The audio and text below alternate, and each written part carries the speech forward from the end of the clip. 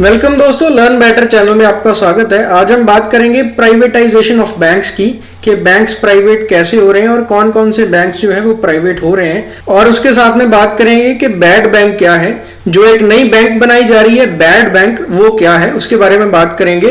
तो आज का हमारा एजेंडा रहेगा, पहले हम बात करेंगे क्यों ये न्यूज में आया है, क्यों प्राइवेटाइजेशन हो रही है, किसने ये प्रपोज किया है। फिर हम बात करेंगे प्रेजेंट सिनेरियो क्या है, बैंक्स में क्या चल रहा है आजकल।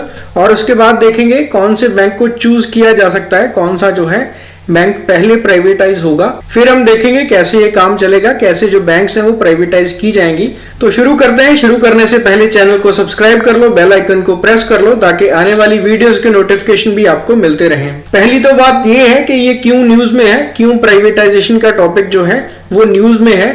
तो जो यूनियन बजट अनाउंस किया गया था 1 फरवरी को, उसमें गवर्नमेंट ने अनाउंस किया था कि हम जो है 2 बैंक्स को प्राइवेटाइज कर देंगे। पहले एक जो बैंक थी आईडीबीआई, उसको तो प्राइवेट कर ही दिया है। उसके बाद उसके अलावा 2 बैंक्स और हैं जो उनको इस फाइनेंशियल ईयर में प्राइवेटाइज कर दिया जाएगा। बट इस बजट में कोई नाम नहीं बताया गया था कि कौन सी बैंक्स हैं जो उनको प्राइवेटाइज किया जाएगा। तो थोड़े दिन पहले एक न्यूज आई थी जिसमें कहा गया था कि 4 बैंक्स जो हैं उनको प्राइवेटाइज किया जाएगा, उनमें से 2 बैंक्स या उन चारों को ही प्राइवेटाइज कर दिया जाएगा। तो वो बैंक्स कौन सी हैं? पहली है बैंक ऑफ महाराष्ट्र, दूसरी है बैंक ऑफ इंडिया, तीसरी है इंडियन ओवरसीज बैंक और चौथी है सेंट्रल बैंक ऑफ इंडिया। तो इन चारों बैंक्स को चूज किया गया है। इन चारों में से किन्हीं 2 बैंक्स को इस फाइनेंशियल ईयर में प्राइवेटाइज कर दिया जाएगा। हालांकि ये ऑफिशियल नहीं है, गवर्नमेंट ने इसको ऑफिशियल नहीं किया कि यही 4 बैंक्स हैं जिनको सिलेक्ट किया गया है प्राइवेटाइज करने के लिए। बट फिर भी ये काफी रिलायबल न्यूज है और काफी चर्चा में भी है न्यूज। तो यही 4 बैंक्स क्यों हैं, क्यों इस न्यूज पे जो है रिलाई किया जा सकता है, इसके बारे में देख लेते हैं। तो पहले जो थी हमारे पास 2008 से पहले हमारे पास 26 या 27 बैंक्स हुआ करती थी, जिन्हें हम नेशनलाइज बैंक बोलते थे। तो उसके बाद क्या हुआ, काम शुरू हुआ स्टेट बैंक को कंसोलिडेट करने का। गवर्नमेंट ने कहा कि हम एक ऐसी बड़ी बैंक रखना चाहते हैं देश में जो बहुत बड़ी हो, जो बाकी के देशों की बैंक के साथ compete कर सके। तो स्टेट बैंक को कंसोलिडेट करने का काम शुरू हुआ। जितने भी जो हैं एसोसिएट बैंक से स्टेट बैंक के, उनको स्टेट बैंक में मर्ज कर दिया गया। 2008 में स्टेट बैंक ऑफ सौराष्ट्र को मर्ज किया गया। 2010 में स्टेट बैंक ऑफ इंदौर को मर्ज कर दिया गया स्टेट बैंक ऑफ इंडिया के साथ। उसके बाद 2017 में 5 जो एसोसिएट बैंक थी उनको मर्ज कर दिया गया था। उसमें state bank of Bikaner and Jaipur, Hyderabad, Mysore, Patiala, state bank of Travancore और महिला बैंक थी जो नई नई बैंक बनाई गई थी, भारतीय महिला बैंक, उसको भी स्टेट बैंक में मर्ज कर दिया गया। और ये काम रुका नहीं मर्जिंग का। इसके बाद 2019 में देना बैंक और विजय बैंक को मर्ज कर दिया गया बैंक ऑफ बड़ौदा में। और बैंक मर्जर में एक बहुत बड़ा स्टेप जो था वो लास्ट ईयर में लिया गया 2020 में, और बहुत सारे जो बैंक्स हैं वो मर्ज कर दिए गए। और हमारे पास जो आज की डेट में बैंक्स हैं वो हैं 12, जो 12 है नेशनलाइज्ड बैंक बचे हैं, बाकी सारे मर्ज हो चुके हैं। तो मर्जर कौन कौन से हुए हैं? ओरिएंटल बैंक ऑफ कॉमर्स और यूनाइटेड बैंक ऑफ इंडिया जो है वो पंजाब नेशनल बैंक में मर्ज हुआ है। सिंडिकेट बैंक है जो वो कैनरा बैंक में मर्ज हुआ है। आंध्रा बैंक और कॉरपोरेशन बैंक है जो वो यूनियन बैंक ऑफ इंडिया में मर्ज हुआ है। इलाहाबाद बैंक है जो वो मर्ज हुआ है इंडियन बैंक के साथ। और इन मर्जर्स में कौन कौन से बैंक्स नहीं आए हैं, वो है हमारे पास bank of India, bank of Maharashtra, Punjab and Sindh bank, central bank of India, Indian overseas bank और यूको बैंक। तो ये वाले जो 6 बैंक्स हैं ये मर्जर में नहीं आए हैं। तो मोस्ट पॉसिबली जो बैंक प्राइवेटाइज होंगे इन्हीं 6 में से होंगे। और इन्हीं 6 में से जो है वो 4 नाम जो दिए गए हैं कि ये वाले जो बैंक्स हैं ये प्राइवेटाइजेशन हो सकती है इन चारों में से। हालांकि पंजाब एंड सिंध बैंक और यूको बैंक भी है, बट थोड़े टाइम पहले ही गवर्नमेंट ने काफी पैसा जो है इन्फ्यूज किया इन बैंक्स में। तो गवर्नमेंट जो है इन बैंकों को छोड़ भी सकती है। जो 4 बैंक्स हैं बचे, इन्हीं में से प्राइवेटाइजेशन होगी। तो पहला क्वेश्चन ये है कि इन चारों में से अगर 2 बैंक्स जो है वो प्राइवेटाइज होनी है इस साल में, इस फाइनेंशियल ईयर में, तो इन चारों में से कौन हो सकती है, कौन जो है वो फर्स्ट कैंडिडेट हो सकता है इनमें से। तो अगर हम इनकी एम्प्लॉयज की स्ट्रेंथ को देखें तो हमें पता चल जाता है कि जो बैंक ऑफ महाराष्ट्र है इनमें है सिर्फ 13,000 एम्प्लॉयज, और जो इंडियन ओवरसीज बैंक है इसमें है 26,000 एम्प्लॉयज। और बाकी जो 2 बैंक्स हैं, बैंक ऑफ इंडिया में 50,000 के राउंड है, सेंट्रल बैंक ऑफ इंडिया में 33,000 के राउंड है। तो इनमें जो सबसे कम एम्प्लॉयज वाली बैंक है तो वो है सबसे पहली बैंक ऑफ महाराष्ट्र, क्योंकि उसकी जो यूनियन है वो ज्यादा स्ट्रांग नहीं होगी। तो बैंक ऑफ महाराष्ट्र का पहला नाम आ सकता है प्राइवेटाइजेशन में, और उसके बाद जो नाम है वो इंडियन ओवरसीज बैंक या सेंट्रल बैंक ऑफ इंडिया में से आएगा कोई, क्योंकि इनके एम्प्लॉइज कम है। तो अगर एम्प्लॉइज कम होते हैं तो इनमें जो रेजिस्टेंस है वो कम होगी, इनके जो एम्प्लॉइज है वो स्ट्राइक कम करेंगे, इनके जो एम्प्लॉइज है उनकी बात कम सुनी जाएगी गवर्नमेंट की तरफ से, ये प्रेशराइज कम कर सकते हैं गवर्नमेंट को। तो मोस्ट प्रोबेबली जो बैंक ऑफ महाराष्ट्र है वो पहला नाम हो सकता है बैंक प्राइवेटाइजेशन में। तो अब क्वेश्चन आता है कि बैंक जो है वो कैसे बेची जाती है, बैंक कैसे प्राइवेटाइज की जाती है। प्राइवेटाइज करने का मतलब है कि गवर्नमेंट अपना शेयर बेचेगी तो कोई ना कोई खरीदने वाला तो होगा। अगर कोई खरीदने वाला होगा तो वो पहली बात ये देखेगा कि मुझे ये कितने में पड़ेगी, कितने में शेयर इसका पड़ेगा, या मुझे कितने पैसे देने पड़ेंगे बैंक में। तो एक प्राइस जो है वो बैंक का सेट किया जाता है कि कितने में यह बैंक बिकी है और कितना जो है गवर्नमेंट को प्रॉफिट हुआ इसको बेच के। तो हालांकि ये प्रॉफिट नहीं होता, ये होता है कि कितनी कमाई की है बैंक को बेच के सरकार ने। तो ये जो प्राइस है ये कैसे सिलेक्ट होता है, तो बैंक में देखा जाता है कि गुड एसेट्स कौन से हैं और बैड एसेट्स कौन से हैं। तो बैड एसेट का तो हमें पता ही है, बहुत न्यूज में आता है कि जो एनपीएस है, नॉन परफॉर्मिंग एसेट जो हैं वो बैड एसेट्स हैं। तो उनमें क्या होता है कि जो लोन लिए बैंक में से लोगों ने तो वो वापस नहीं करेंगे, तो वो बैड एसेट्स हैं, ना ही उन पे कोई इंटरेस्ट आएगा और उनका जो पैसा है वो भी फंसा है। तो वो बैलेंस शीट में तो होते हैं, तो इसलिए इनको बोला जाता है कि वो नॉन परफॉर्मिंग एसेट्स हैं। तो कोई भी एसेट जो है अगर वो हमें कमाई करके नहीं दे रहा तो उसे हम बोलते हैं वो बैड एसेट है।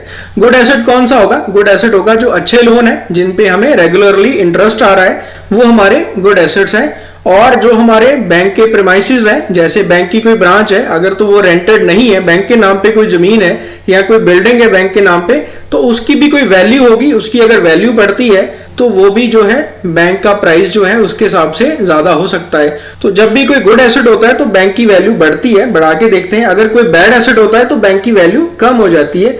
तो ये गुड और बैड जो है इसके हिसाब से कैलकुलेट होता है कि बैंक की एक वैल्यू क्या लगेगी, बैंक जो है कितने में बिकेगी। बट ज्यादातर होता है कि कोई भी जो है वो बैड लोन जो है वो खरीदता नहीं है, तो इससे क्या होता है कई बार डील फाइनल नहीं होती, बैंक्स खरीदते नहीं है लोग।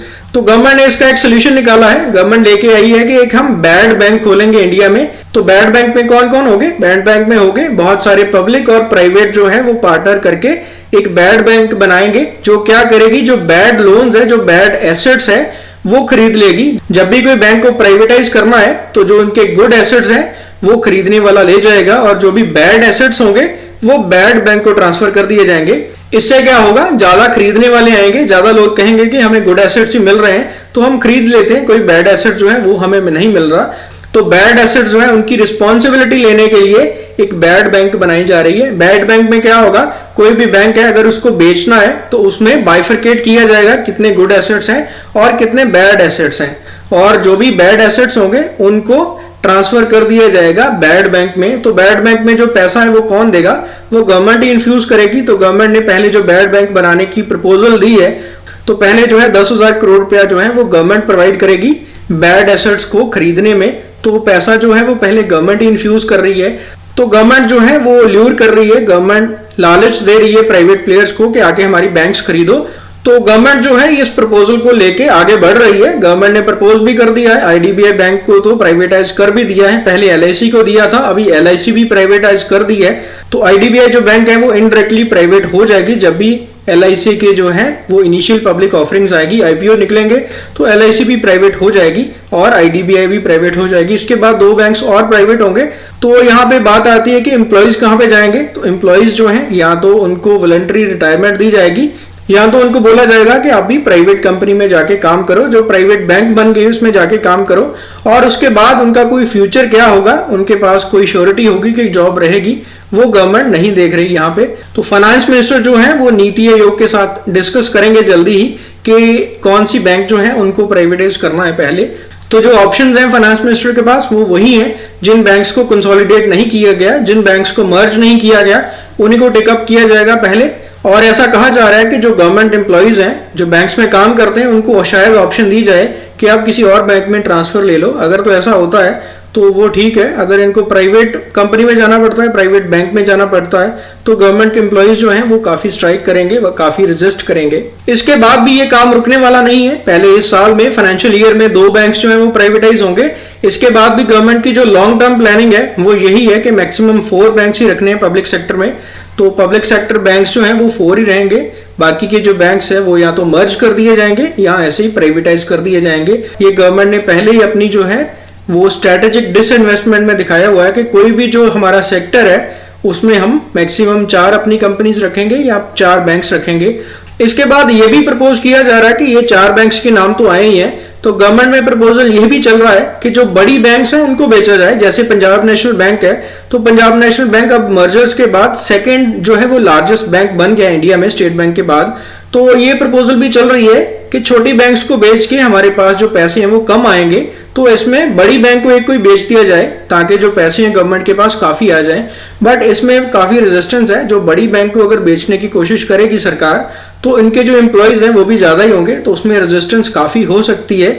और इसमें जो है लोगों में भी जो गलत न्यूज जा सकती है कि जो बड़ी बैंक है वो बिक रही है और लोग जो है अपने पैसे निकालने की कोशिश भी कर सकते हैं उसमें से, तो ये एक फाइनेंशियल क्राइसिस आ जाता है। तो इससे गवर्नमेंट जो है जो बड़ी बैंक है उनको जल्दी हाथ नहीं डालेगी, तो पहले छोटी बैंक्स को ही टारगेट किया जाएगा। तो इसमें रघुराम राजन ने क्या कहा है, उनके क्या कमेंट्स हैं। तो रघुराम राजन ने कहा है कि ठीक है, पीजे नायक की कमेटी उन्होंने रिकमेंडेशन की है प्राइवेटाइजेशन की, तो आप इसको इम्प्लीमेंट करो, बट जो है some mid size public sector banks जो है वो should be privatize as a test case.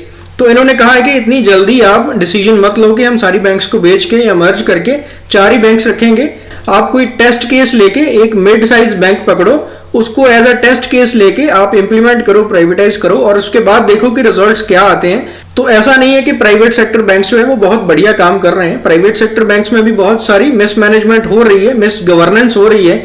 जैसे आईसीआईसी बैंक थी, तो उसकी जो सीईओ थी चंदा कोचर, तो उन्होंने भी अपनी हस्बैंड की कंपनी को बहुत सारे लोन दिए थे।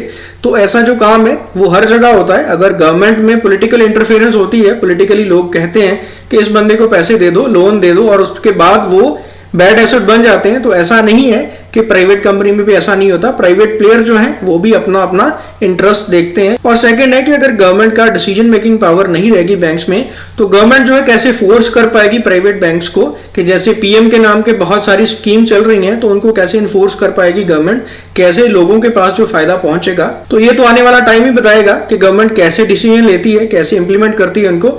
बट ऐसा ही होना चाहिए कि 1-2 बैंक्स को उठा के, एक बैंक को उठा के उसको देखे, अगर वो सक्सेसफुल होता है तो उसके बाद ही लोगों की भी राय ली जाए कि बैंक्स को प्राइवेटाइज करना ठीक है या नहीं है। यूनियंस के साथ बैठ के इनको डिसीजंस को भी लिया जाए, ताकि जो लोग हैं उनको सोशल सिक्योरिटी है वो रहे, उनकी जॉब है वो ना जाए। पहले ही जो लोग हैं वो काफी मंदी में चल रहे हैं, तो ऐसा डिसीजन गवर्नमेंट को थोड़ा सोच विचार के लेना चाहिए। तो इस वीडियो में इतना ही। तो होप ये इन्फॉर्मेशन आपको वैल्यूएबल लगी है। तो अगर वैल्यूएबल लगी है तो चैनल को सब्सक्राइब जरूर करो, इस वीडियो को शेयर जरूर करो। Thank you very much.